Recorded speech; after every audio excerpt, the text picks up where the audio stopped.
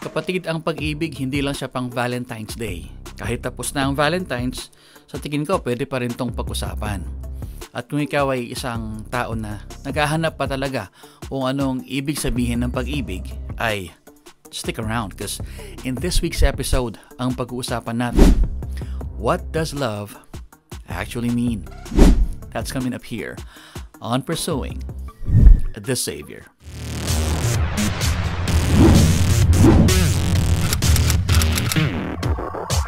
What is going on? My name is Archie and welcome to Pursuing the Savior. I'm a pastor and a writer, and I have a passion for helping people understand the Bible and find their way back to God. And that's what this channel is all about.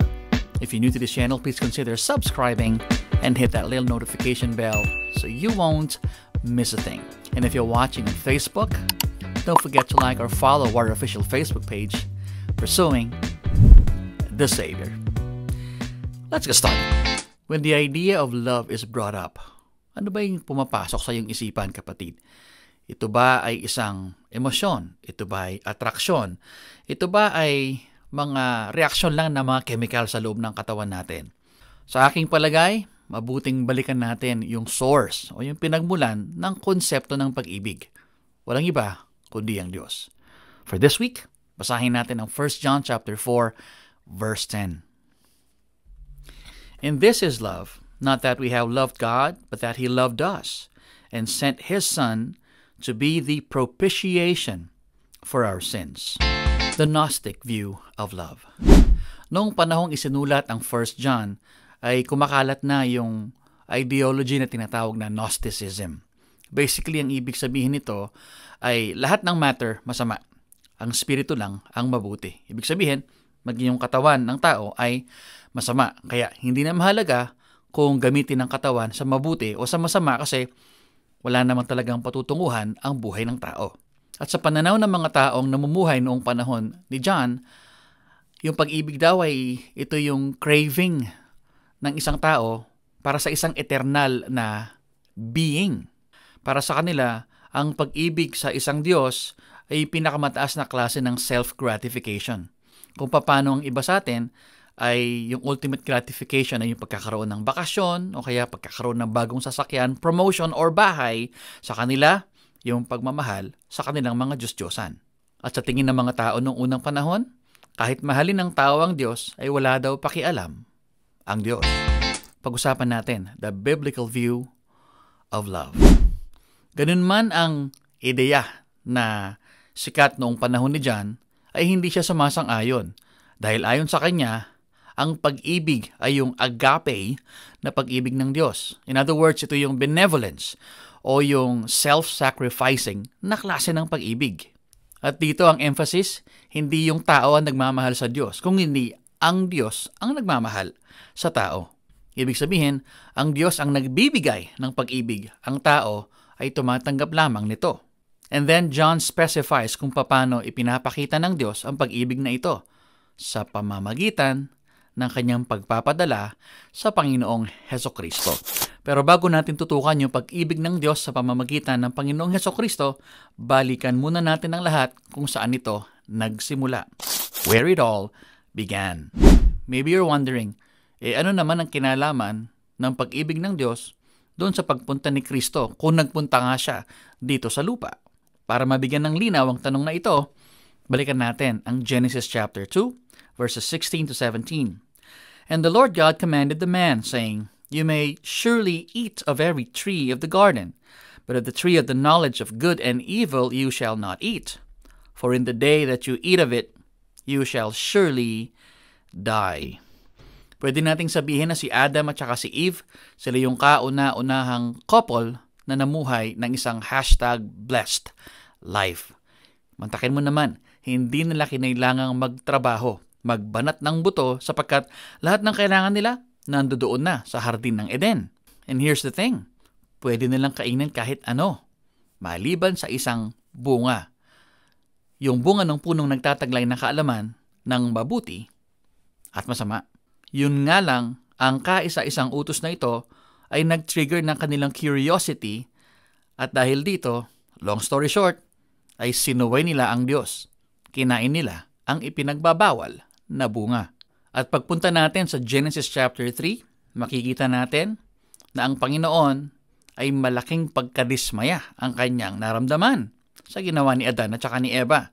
Therefore, kinailangan niya silang parusahan dahil sila ay sumuway sa Diyos, sa isang eternal at banal na Diyos, ay kailangan big time din ang kanilang ibabayad. Walang iba kundi ang kamatayan. Subalit, napakabait ng Diyos dahil hindi agad kinuha ng Diyos ang buhay ni Adan sapagkat hinayaan pa niya itong mabuhay ng 930 years. Pag-usapan naman natin our own problem. Baka naman itanong mo kapatid, problema na ni Adan yun, siya nagkasala.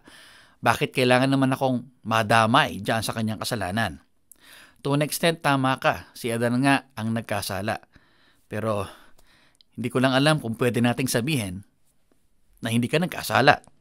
Basahin natin ang Romans chapter 5 verse 12.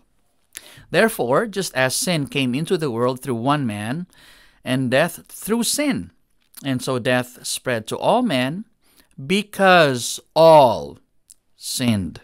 It's either ang Biblia ang nagsasabi ng totoo o ikaw. Here's the thing. Wala kang excuse, wala akong excuse. Pareho tayong nagkasala at patuloy na nagkakasala. And here's the thing. Kahit saang aspekto ng buhay, makikita natin ang masamang resulta ng ating pagkakasala sa ating sarili, sa ating pamilya, maging sa eskwelahan, trabaho, maging sa gobyerno, at sa buong mundo, ay nakikita natin na parang domino effect yung resulta ng kasalanan. Therefore, ang pinakamalaking problema nating mga tao ay hindi ang kahirapan, sakit at kamatayan, kung hindi ang kasalanan. Next up, the truth about sin. Ano nga ba ang ibig sabihin ng kasalanan? Ang pinakasimpleng pakahulugan na pwede nating ibigay sa kasalanan according to the Bible is that sin is lawlessness. Yan ang sinasabi ng book of 1 John.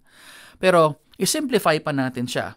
I think pwede nating tingnan ng kasalanan sa dalawang klase ng anggulo.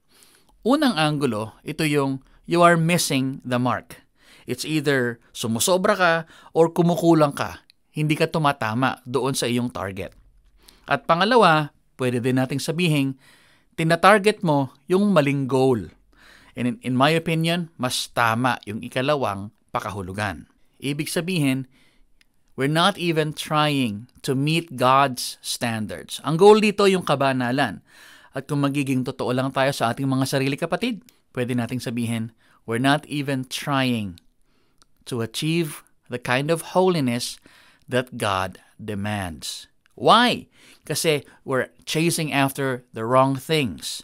We're saying the wrong words. We have the wrong motives in doing what we do. And most of all, gusto natin tayo ang nasusunod, hindi ang Diyos. At dahil tayo ay nagkakasala sa isang eternal at banal na Diyos, ay nararapat lang na maging eternal din ang kabayaran. At ito ang sinasabi ng Romans 6:23. For the wages of sin is death. Ano ba yung wage? Well, ito yung sweldo na iyong aasahan kapag ikaw ay nagtrabaho. Let's say, sa isang kinsenas, you work for 15 days, tapos wait a couple more days, ay darating yung sweldo mo. It's either kinsenas or katapusan, ano man ang date ng inyong sweldo. Tatanggapin mo ang iyong sahod minus the taxes and all kinds of deductions. In this case, kapag tayo nagkakasala, ang nagiging kabayaran nito ay kamatayan. Yun ay hindi lang yung kamatayan ng ating katawan. Hindi porket tayo ay naubusan na ng hininga at tayo ay inilibing na, ay bayad na ang ating kasalanan. Hindi yon ang ibig sabihin ng Biblia. Death is not just physical, but also spiritual. Ang ibig sabihin nito, separation. Eternal separation from God, your Creator, and the one who blesses you with everything that you have. Ibig sabihin, kapag ikaw ay namatay sa iyong kasalanan, ikaw ay habang buhay na, panghabang panahon, ikaw ay hiwalay sa Diyos at sa lahat ng mabubuting mga bagay na ibinibigay niya. Yan ay ang iyong pamilya, ang iyong mga kaibigan, ang iyong trabaho, lahat ng conveniences mo sa buhay, maging ang mga magagandang lugar na iyong pinupuntahan, maging yung mga bagay na intangible na nararanasan mo, katulad ng kapayapaan, kagalakan, at kagalingan. Lahat ng mga bagay na ito, mawawala sa iyo. Yeah, think of every good thing na tinanggap mo mula sa Diyos. Lahat yan, mawawala. And that goes without saying, yung eternal punishment ng iyong mga kasalanan sa impyerno. Let's talk about love proven. Thankfully, hindi doon nagtatapos ang usapan. Yun ang bad news. At dahil may bad news, siyempre dapat may good news. Ang Diyos ay pag-ibig. Dahil siya ay pag-ibig, ay ipinakita niya yung pinakakarurukan ng demonstrasyon ng pagmamahal. Sabi ng verse na binasa natin kanina, ay ipinadala ng Diyos ang Panginoong Hesus para maging propitiation ng ating mga kasalanan. Propitiation, basically ang ibig sabihin niyan, pagtatakip. Siya yung magtatakip sa ating mga kasalanan. At pag natakpan na yan, syempre, hindi na makikita. Well, obviously, it's more than just covering. Technically, it is erasing. It is wiping out of all of our sin. Ang tanong, paano? Ito'y naging posible sa pamamagitan ni Hesukristo. Siya ay isinilang mula sa isang birhen, ibig sabihin, walang na-transmit na kasalanan sa kanya. Siya ay namuhay ng perpekto. Siya ay humarap sa mga klase ng temptasyon na araw-araw nating hinaharap. Ang kaibahan lang, hindi siya nagkasala. Tayo, araw-araw, nagkakasala. At higit sa lahat, sa kabila ng kanyang perpeksyon at kabutihan, siya ay ipinako sa krus at binigyan ng isang sentensya na ibinibigay lamang sa mga pinakamasasamang kriminal. And here's the thing, hindi natin pwedeng sabihin na katulad ng buhay ni Kristo ang buhay natin. Hindi tayo perpekto, lahat tayo nagkakasala araw-araw. Thankfully, dahil si Jesus ay namatay sa krus, tayo ay kanyang nililinis mula sa ating mga karumihan. Dahil siya ay namuhay ng perpekto, ay kanyang tinupad ang lahat ng alituntunin at ipinag-uutos ng batas ng lumang tipan. At ang pinakamagandang balita, dahil sa kanyang kamatayan sa krus, ay nag-aalok siya ngayon ng buhay na walang hanggan. At kung ito ay iyong tatanggapin, ikaw ay maitatama ang iyong relasyon sa Diyos. Marahil ikaw ay nagtatanong, ano nga ba talaga ang ibig sabihin ng pag-ibig? I think 1 John chapter 3 verse 16 is the perfect verse to go to. By this we know love, that He laid down His life for us. Pag inisip mo nga naman, tayo yung nagkasala. Pero ang Diyos pa rin ang gumawa ng paraan para maitama ang ating mga pagkakamali. Hindi kinailangan ng Panginoong Hesus na bumaba mula sa langit, pero ginawa niya. Hindi niya kinailangan na tanggapin ang ating kaparusahan at ipako sa krus, pero ginawa niya. Hindi niya kinailangang ibigay ang kanyang buhay para tapusin na ang problema natin sa kasalanan, pero ginawa niya. At doon sa krus ng Kalbaryo, isa sa mga pinaka-nakakamanghang bagay na ginawa niya. Habang pinagtatawanan siya ng mga tao, siya ay nanalangin at ang sabi niya, Ama, patawarin mo sila sapagkat hindi nila alam ang kanilang ginagawa. Kapatid, yun ang totoong itsura at kahulugan ng pag-ibig. In conclusion, bilang ating manlilikha at tagapagligtas, ang Diyos ang nagbibigay ng totoong kahulugan ng pag-ibig. Pero ang mas maganda dito ay hindi lang niya binigyan ng kahulugan, kung hindi ipinakita pa niya sa pamamagitan ng pag-aalay ng kanyang buhay sa krus ng Kalbaryo. At ang gusto niyang gawin, isipin mong mabuti, karapat-dapat pa siyang pagtiwalaan ng iyong buhay o hindi. Karapat-dapat pa siyang pag-alayan ng iyong pagmamahal o hindi. Ang sagot, nasa sayo lang kapatid. As for me, I have chosen to love Him because He loved me first.